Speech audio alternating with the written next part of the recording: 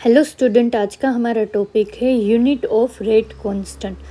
First of all rate constant होता क्या है, तो उसके लिए पहले रेट लॉ देखते हैं। तो ये जो रेट लॉ है, रेट लॉ का फॉर्मूला हमने क्या देखा था, rate law is equal to small R K R की पावर एन होता है। यहाँ पे स्मॉल आर का मतलब क्या होता है, रेट ऑफ रिएक्शन, मतलब रिएक्शन कितनी स्पीड में जा रही है।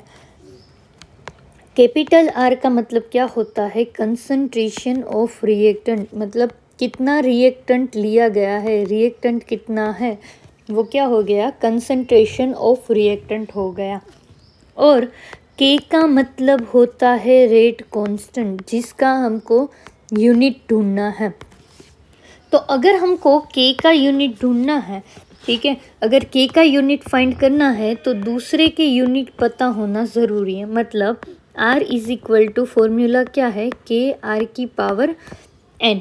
अब के का यूनिट फाइंड करना है तो मैं R जो है ये कैपिटल R, उसको डिवीजन में लेके जाती हूँ, तो R divide by capital R की power n is equal to K होगा। अब यहाँ पे अगर मुझे स्मॉल r और कैपिटल R का यूनिट पता है तो मैं के का यूनिट ढूंढ सकती हूँ। तो यहाँ पे पहले तो हम कैपिटल R का यूनिट देखते हैं। कैपिटल R क्या है, कंसंट्रेशन ऑफ रिएक्टेंट, रिएक्टेंट की कंसंट्रेशन कितनी है। तो कंसंट्रेशन को हम मोलारिटी ऐसे यूनिट्स में मेजर कर सकते हैं। तो यहाँ पे कंसंट्रेशन ऑफ रिएक्टेंट का यूनिट होगा मोल लीटर इनवर्स। ओके, अब नेक्स्ट देखते हैं स्मॉल r का यूनिट क्या होता है। स्मॉल r क्या है, तो स्मॉल r का मतलब है रेट ऑफ रिएक्शन। अब रेट कैसे ढूंढा जा सकता है कोई भी रिएक्शन का, तो उसके लिए क्या है, R is equal to concentration of reactant या प्रोडक्ट जो भी दिया है डिवाइड बाय टाइम कर दो तो हम स्पीड ढूंढ सकते हैं। रिएक्शन कितनी स्पीड में जा रही है वो देखना है तो क्या कर सकते हैं, रिएक्टेंट में से प्रोडक्ट बन रहा है तो कितना रिएक्टेंट टाइम के साथ डिक्रीज हो रहा है और प्रोडक्ट जो है वो टाइम के साथ इंक्रीज होगा। तो अगर हम टाइम और कंसंट्रेशन का डिवीजन कर रहे हैं, ठीक है, कंसंट्रेशन डिवाइड बाय टाइम कर रहे हैं तो हमको रेट मिल जाएगा रिएक्शन का। तो अब रेट का यूनिट देखते हैं कि कंसंट्रेशन का यूनिट अब हमको पता है मोल लीटर इनवर्स, और टाइम का यूनिट क्या होगा, सेकेंड। तो आर का यूनिट क्या बन गया, मोल litre inverse second inverse. Okay, अभी तक हमने क्या देखा, तो अभी तक हमने देखा कि यहाँ पे रेट लॉ का फॉर्मूला जो है, रेट लॉ का फॉर्मूला क्या होता है, R is equal to K R की पावर n। हमको के का यूनिट फाइंड करना है तो हमको ये जो R है उसको कहाँ भेजना पड़ेगा, डिवीजन में भेजना पड़ेगा। अगर हमको ये स्मॉल r और कैपिटल R के यूनिट्स पता है तो हम के का यूनिट फाइंड कर सकते हैं। तो अभी हमने देखा कि स्मॉल r का यूनिट होता है मोल litre inverse second inverse, capital R का जो यूनिट होता है वो है मोल लीटर इनवर्स। अब मुझे अलग अलग रिएक्शन के लिए बोला है, पहले बोला है कि चलो ज़ीरो ऑर्डर रिएक्शन है, उसके लिए हमको के फाइंड करके दो। तो ज़ीरो ऑर्डर रिएक्शन दे के रखा है, तो ज़ीरो ऑर्डर रिएक्शन है तो पहले तो हम रेट लॉ लगाएंगे। रेट लॉ क्या है, R is equal to K R की पावर n है। अब R is equal to K R की पावर n क्या है, ऑर्डर ऑफ रिएक्शन है, तो ऑर्डर हमारा क्या है, ज़ीरो।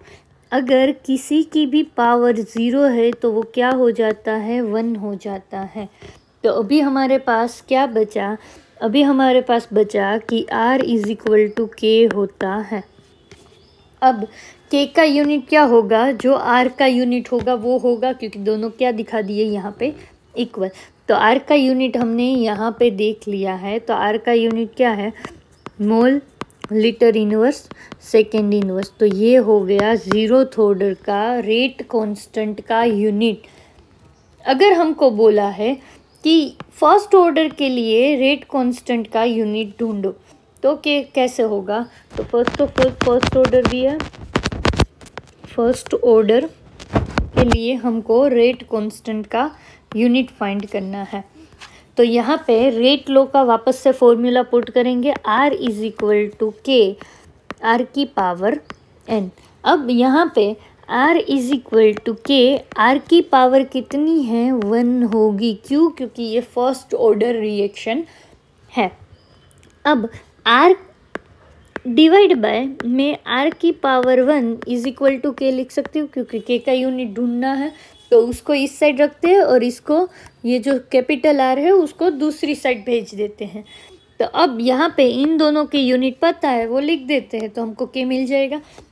R का यूनिट क्या है? मोल litre inverse second inverse, divide by rate constant हमको ढूंढना है। तो यहाँ पे ये जो कैपिटल R है वो रिएक्टेंट की कंसंट्रेशन है, तो उसका यूनिट क्या है? मोल लीटर इनवर्स। यहाँ पे ये दोनों कट हो जाएंगे तो यूनिट क्या बनेगा? K is equal to second inverse. तो ये बन गया फर्स्ट ऑर्डर का रेट कांस्टेंट का यूनिट। अब फॉर एग्जांपल हमको पूछा है कि ये सेकेंड ऑर्डर के लिए फाइंड करके दो, तो हम सेकेंड ऑर्डर के लिए फाइंड करते हैं कि सेकेंड ऑर्डर के लिए रेट कांस्टेंट का यूनिट। सिर्फ यहाँ पे इतना ही याद रखना है कि R जो है कंसंट्रेशन ऑफ रिएक्टेंट, उसका यूनिट होता है मोल लीटर इनवर्स, और स्मॉल r जो कि रेट दिखाता है उसका यूनिट है मोल लीटर इनवर्स सेकेंड इनवर्स। बस फिर तो क्या है, रेट लॉ के अंदर वैल्यू पुट कर देनी है। चलो अब हम सेकेंड ऑर्डर के लिए करते हैं, तो वापस से रेट लॉ लगाएंगे। तो R is equal to K R की power n, R is equal to K R की पावर क्या हो जाएगी? 2। क्यों? क्योंकि ये सेकेंड ऑर्डर रिएक्शन है। अब next R is equal to K, ये जो है कैपिटल R वो डिवीजन में चला जाएगा इस साइड, तो R का स्क्वायर हो जाएगा।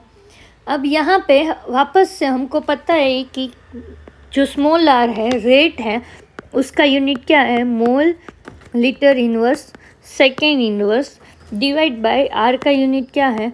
मोल लीटर इनवर्स, और उसका क्या है? स्क्वायर दिया है, इज इक्वल टू के होगा।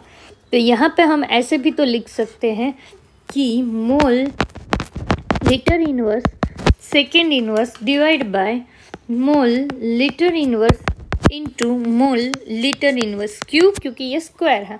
यहाँ पे ये इसके साथ कट हो जाएगा, तो अब क्या बचेगा? तो K is equal to second inverse बचा है ऊपर।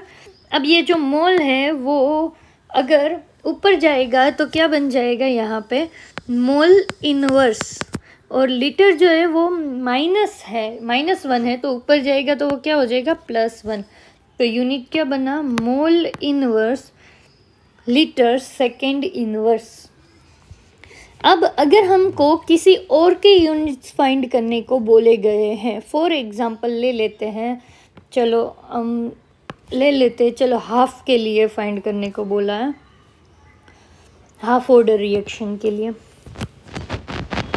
हाफ ऑर्डर रिएक्शन के लिए फाइंड करने को बोला है कांस्टेंट का यूनिट, मतलब के का यूनिट फाइंड करना है। जैसे फाइंड करते वही हमारा टारगेट हमको पता है कि कैपिटल R होता है वो हमेशा मोल लीटर इनवर्स होता है, और स्मॉल r जो होता है वो हमेशा मोल लीटर इनवर्स सेकेंड इनवर्स होता है।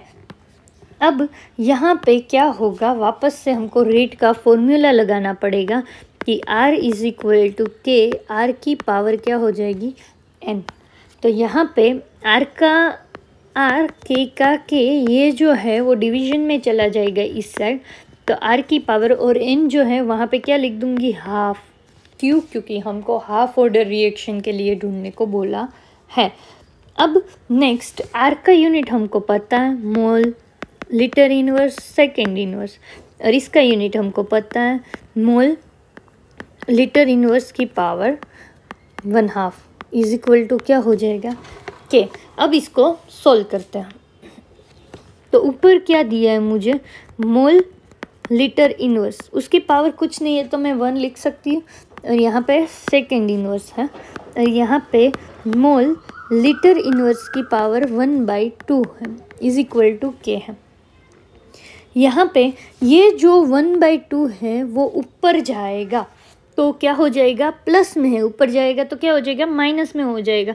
तो हमारे पास क्या है, मोल लीटर इनवर्स की पावर 1 है और मोल लीटर इनवर्स की -1/2 पावर और second inverse is equal to K है।